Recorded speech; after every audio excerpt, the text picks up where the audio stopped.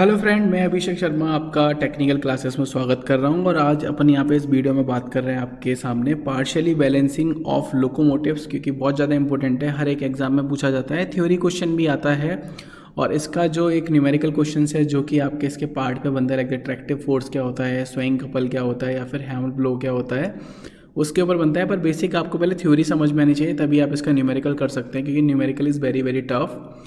तो अगर आपने थ्योरी इसकी अच्छे से समझ ली तो आप इसकी न्यूमेरिकल प्रॉब्लम्स को आराम से कर लेंगे। अगर आपने थ्योरी नहीं समझी इसकी अच्छे तरीके से तो आप न्यूमेरिकल प्रॉब्लम नहीं करेंगे। तो अपन यहाँ पे बात कर रहे हैं जैसे आपके सामने पार्शियली बैलेंसिंग ऑफ लोकोमोटिव्स। तो यहाँ पे उन्होंने बता रखा है कि सबसे पहले द लोकोमोटिव्स, यानी कि लोकोमोटिव्स हैं क्या है, यूजुअली हैव टू सिलेंडर्स, यानी कि इनके अंदर जनरली टू सिलेंडर्स होते हैं with crank place at the right angle. और जो क्रैंक शाफ्ट होती है वो आपकी 90 डिग्री पे प्लेस होती है to each other. To each other मतलब अगर पहली 0 पे है तो दूसरी 90 डिग्री पे होगी। ये उन्होंने बताया कि लोकोमोटिव्स में 2 सिलेंडर होते हैं, क्रैंक्स होती है और 90 डिग्री पे होती है।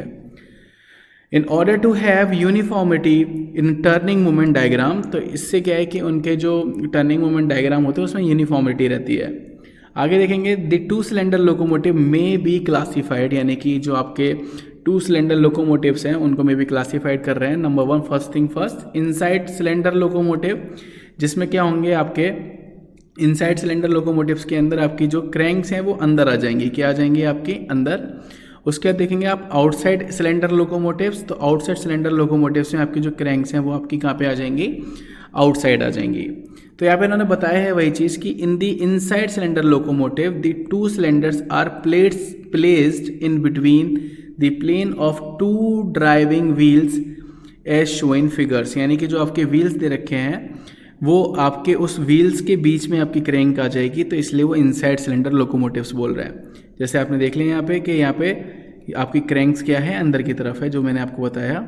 Where as in the outside cylinder locomotive the 2 cylinders are placed outside of the driving wheels, यानी कि जो आपकी क्रैंक्स हैं वो आपकी आउटसाइड साइड्स होंगी व्हील्स के, तो इसलिए अपन उसको आउटसाइड सिलेंडर लोकोमोटिव बोलेंगे।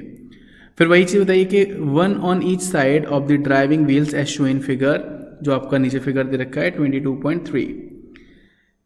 The locomotive may be a single uncoupled locomotive is one in which the effect transmitted to 1 pair of wheel only, यानी कि इन्होंने बताया है कि एक सिंगल और अनकपल्ड लोकोमोटिव, यानी कि अनकपल्ड लोकोमोटिव का मतलब उसका कॉम्बिनेशन नहीं है, मतलब सिंगल है, सिर्फ सिंगल मतलब एक ही, in which the effort is transmitted to the 1 pair of the wheel only, यानी कि जो उसका मोशन है वो सिर्फ एक ही व्हील तक ट्रांसमिटेड होता है।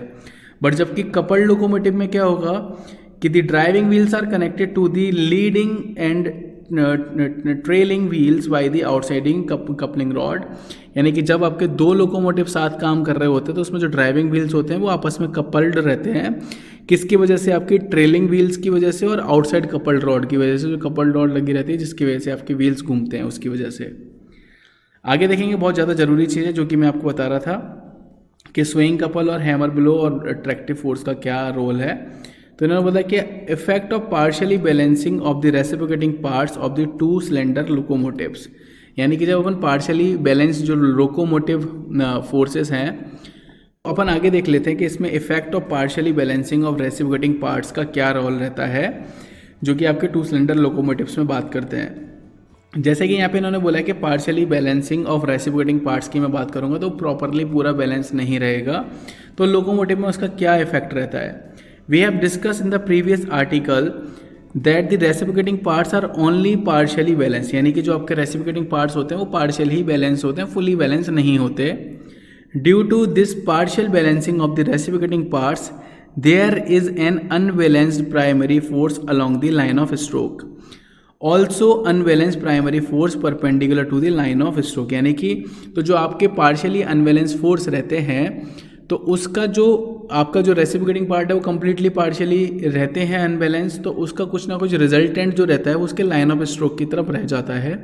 अगर क्योंकि लोकोमोटिव की बात करेंगे तो उसमें लाइन ऑफ स्ट्रोक आप देखेंगे तो एक 0 डिग्री पे है, एक 90 डिग्री पे। तो उन्होंने बताया कि वो प्राइमरी अनबैलेंस फोर्स आपका लाइन ऑफ स्ट्रोक में रहते हैं, जो कि आपकी वो लाइन ऑफ स्ट्रोक 90 डिग्री पे भी रह सकती है, और यानी 90 डिग्री यानी परपेंडिकुलर भी हो सकती है और उस डायरेक्शन में भी हो सकती है। The effect of an unbalanced primary force along the line of stroke is to produce, यानी कि जो effect of unbalance primary forces का है जिसकी वजह से आपकी कुछ चीज़ें प्रोड्यूस होती हैं। Number 1, variation in tractive force along the line of stroke, यानी कि जो ट्रैक्टिव फोर्स है, यानी कि जो आपका लाइन ऑफ स्ट्रोक पे जो फोर्सेस डेवलप हो रहा है वो आपका कुछ वेरिएशन डेवलप करता है। तो वो एक चीज़ डेवलप होती है जिसको अपन बोलते हैं variation in tractive force along the line of stroke, और उस फोर्स की वजह से आपका एक कपल डेवलप होता है जिसको बोलते हैं अपन स्विंग कपल। तो यहाँ पे उन्होंने बताया कि the effect of an unbalance primary force perpendicular to the line of stroke is to produce variation in pressure on the rail, यानी कि जो आपका इफेक्ट है अनबैलेंस प्राइमरी फोर्स का जो perpendicular to the line of stroke है, जो produce करता है वेरिएशन इन प्रेशर, यानी कि वहाँ पे जो रेल है, जो रेल लाइंस हैं उस पर कुछ वेरिएशंस करता है प्रेशर्स का, which results is in hammering action on the rail. तो जिसकी वजह से आपका एक हैमरिंग एक्शन प्रोड्यूस होना शुरू हो जाता है रेल के ऊपर। The maximum magnitude of the unbalance force along the perpendicular to the line of stroke is known as hammer blow, यानी कि जो मैक्सिमम एम्पलीट्यूड जो प्रोड्यूस होता है आपका लाइन ऑफ स्ट्रोक की वजह से रेल्स की पटरी पर या रेल्स लाइन पर, उसको अपन हैमर ब्लो बोलते हैं। Will shell now discuss the effect of the unbalance primary force in the following articles, यानी कि जो आपकी आगे चीज़ हैं फॉलोइंग आर्टिकल्स हैं उसमें हम इन चीज़ों को डिस्कस करेंगे। ट्रैक्टिव फोर्स को मैं अगली वीडियो में पूरा एक्सप्लेन करूँगा क्योंकि बेसिक डेरिवेशन है जो आपको पता होना चाहिए। ये बेसिक थ्योरी थी। अगर आप नोटिस करेंगे यहाँ पे कि आपका पार्शियली बैलेंसिंग ऑफ लोकोमोटिव क्या होता है, इनसाइड सिलेंडर लोकोमोटिव्स में आपके क्रैंक इनसाइड रहती है और व्हील्स बाहर रहते हैं, और अगर आप बात करेंगे आउटसाइड सिलेंडर लोकोमोटिव्स के अंदर तो क्रैंक्स आपकी बाहर रहती है और व्हील्स अंदर रहते हैं, और इनके जो इफेक्ट हैं जिसके ऐसे ट्रैक्टिव फोर्स, स्विंग कपल और आपका हैमर ब्लो जनरेट होता है। तो अगर आपको वीडियो में थ्योरी समझ में आई हो तो प्लीज़ लाइक ज़रूर करना, शेयर ज़रूर करना। Thank you for watching guys, thank you so much.